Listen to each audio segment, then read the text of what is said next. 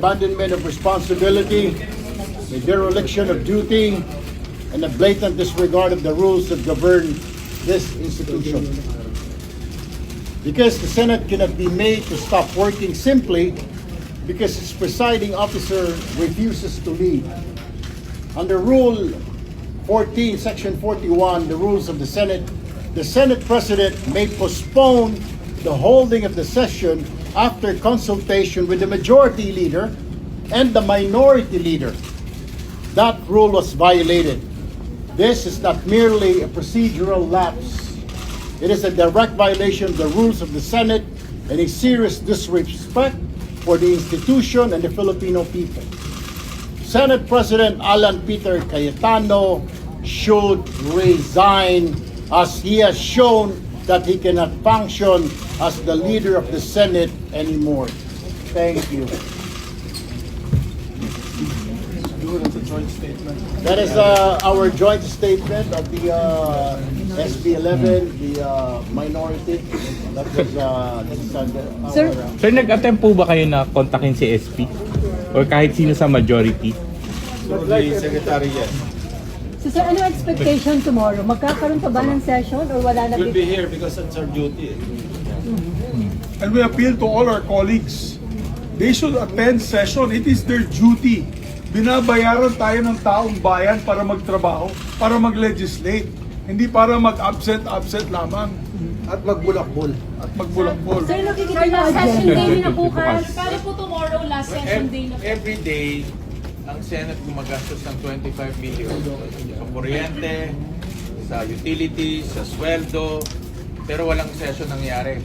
Walang patas na na-approve, walang resolution na-approve, pati mga confirmation ng mga military personnel natin hindi na confirm. Sayang ang bayad ng taong bayan. So sir, kung may At violation lahat sa ito, dahil lamang sa isa sa mga kasamahan nila ay nakakulong o dinampot ng PNP kahapon. Sir, parliamentary tool daw to, sabi ni SP Cayetano, para matuloy yung Blue Ribbon Committee hearing on Thursday at para hindi daw po maaga yung ibang committee na chairmanship, sabi po sa live niya kanina. Abuse po yan ang sinasabi niyang parliamentary rules ng Senado. Hindi po namin hinahadlangan magpatuloy ang anumang pagdinig ng komite basta nasa tamang paraan din. Mabuti binawi nila yung subcommittee. And the numbers will always speak for themselves. Habang ganito ang bilang namin, kami ang minority. Dapat siya rin, si Senate President, at ang majority, maging matapang harapin ang mandato o kakulangan ng mandato ng buong Senado dito sa floor. Ang masakit niyan, imbis na pumasok siya rito, itong si SP Alan, sa Facebook siya, pumapasok. Dito dapat siya magsalita. Dito dapat siya mag-debate kung anong gusto niyang gawin. Huwag naman sa social media. So kung may violation sa rules, ano yung pwedeng gawin dun sa pag hindi nila pagpasok ng ilang araw? We will be tackling that hopefully by tomorrow. Dahil again, the rule says and the Constitution says that we should meet at 3 p.m. Monday, Tuesday, Wednesdays, as a matter of fact, even Thursday should be a working day also in Sugo City. And the mere fact na walang consultation, We'll cross sir. the bridge when we get there. We'll see. At hinihiling po namin sa mga kasama namin na nagmamahal pa po sa Senado at nais magtrabaho para sa taong bayan. Pumasok po bukas, magkita-kita tayo dito, pwedeng pagdebatihan kahit anong bagay, pwede pong pag-usapan kahit anong bagay. Dito po kami magdiskusyonan dahil nandito po tayo para magtrabaho. Hinihikayat po namin lahat ng kasama namin na nagmamahal pa dito po sa Senado, pumasok tayo bukas, magtrabaho tayo para sa taong bayan. At hinahamon ko si Alan Peter Cayetano, kung matapang ka, pumunta ka rito bukas, otherwise duwag ka. Sir, if they will still not show up tomorrow, mag-adjourn without settling anything? Tingnan natin. Tingnan natin. That's why we're appealing to our colleagues, yung mga kasama natin. Nagampanan natin yung ating trabaho kasi binabayaran tayo ng taong bayan. Kakahiya ito. At bawat araw na hindi natutuloy ang session, hindi na papatupad yung batas, hindi na implement yung mga dapat namin ipatupad, yung gaya kanina, yung may mga taong pumunta dito para i-confirm, hindi nako-confirm. Sayang ang panahon. Paano po yung Blue Ribbon sa Thursday? Paano po yung Blue Ribbon? Tuloy, wala naman tayo pinipigil na Hindi po hearings. namin eh. nahadlagan yung Blue Wala. Ribbon. Ituloy po nila yung Blue Ribbon. Figment of their imagination lang ang ginagawa nila. Wala naman kaming ginagawang hadlang sa proseso ng Senado. At mga agenda ng Senado, wala. Yung sinasabing Senate independence, ako'y naniniwala, this is actually sa dami na nilalabag ng rules ng Senado. It's actually impunity masquerading as assertion of the Senate as an independent institution. Impunity ito. Sunod-sunod ang paglabag.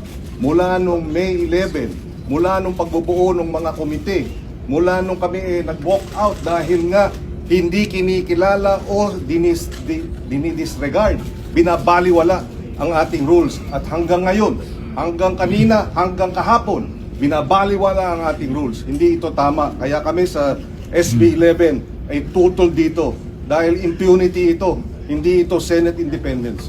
Sir, accountable. So, if it is impunity, sir, what are the measures to hold them accountable? Okay, ganito na lang, no? We appeal to the rest of the members of the majority bloc. Huwag si Senate President kasi we appeal to their sense of duty, of their responsibility. Kasi mukhang untenable na si SP kasi siya yung nagsasabi sa mga kasama namin na huwag mag-attend ng session. So we now appeal to the rest of the members of the majority bloc. We appeal to their sense of duty na sana mag-attend sila ng session bukas. Sir, pwede ba mag-session kung wala si SP Alan?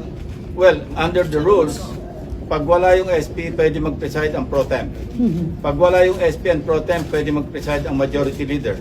Pag wala yung tatlo, pwede mag-preside any of the two deputy majority leaders. So kung Or papasok any Senator other member Lauren, pwede humag designated by the bukas. Senate Now. President.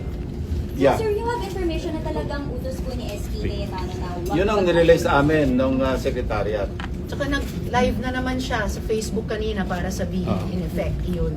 At maling-mali pa yung sinabi niya kahapon na let the Senate go quiet. Ang Senado ay dapat boses ng mamamayan.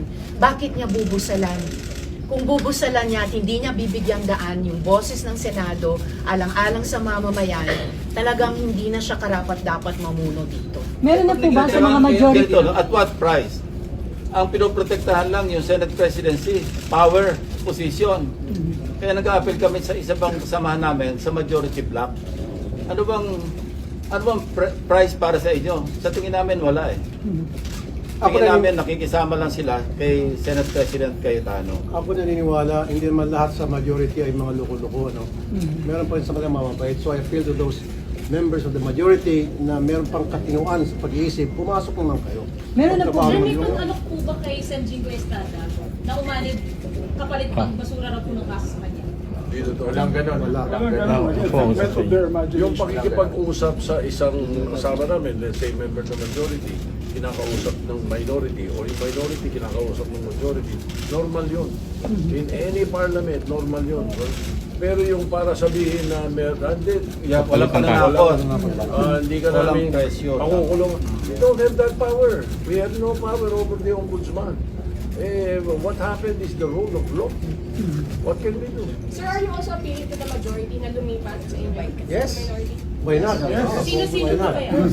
That's Meron na po ba sa kanila na pwede Wala naman si Alan Peter. siya na lang? Lahat, kita namin, sumalit kayo sa amin. Pero si Alan Peter, steady ka lang dyan. Meron na po ba sa majority ang nagsabi na hindi rin nila gusto itong ginagawa na pagbo-boycott sa plenary session? Meron, marami. Alam ko, marami nalulungkot sa kanila. Marami nagte-text sa akin na gusto talaga nila magtrabaho, hindi nila maintindihan bakit nagkaganito. For the first time in my 14 years in this institution nangyari ito, na hindi po tinawag ang session dahil ayaw ng presiding officer. Never has it happened in my time here in the Senate, and I'm sure the longest serving is Tito Senator Sen. Kiko, Senator Tito Sen. SP Soto.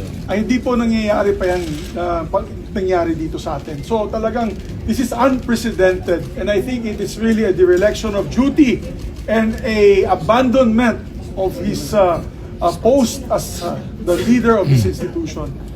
Kanina pala, humingi pala kami ng paumanhin dahil kanina yung dalawang third reading sana nandyan ulit.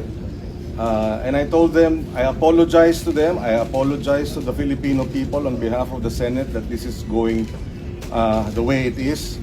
apat dun sa 8 naka-agenda today, dapat 2 agri-bills na makikinabang sana ang ating mga magsasaka at mangingisda at yung citizenship bills. Lahat hindi na-actionan dahil dito sa abandonment of Pati responsibility. yung Plus, bill, dalawang health pati yung bills. bill health ni Senator Risa. Magna Carta of Barangay Health Workers at saka Anti-Hospital Detention Bill. Anti-hospital Nasa detention. amendments na. Hindi nila bigyang daan ang sesyon para makumpleto yan para sa ating Sa lahat, kababayan. sabihin na rin natin tulong kay Ma'am Risa. Sa lahat ng nasa ospital na yon na mga mahihirap natin mamamayan na hino-hostage ng ospital dahil hindi makabayad, kasalanan ni Alan Cayetano yan dahil ipapasa na sana namin ang batas na yan na ipagbabawal yung paggagawa ng ganyan, na i-hostage yung pasyente. Thank you. Hindi natin na ipasa. Thank you. Oh, thumbs down, thumbs down, thumbs down. Hello, ganyan natin. Resign.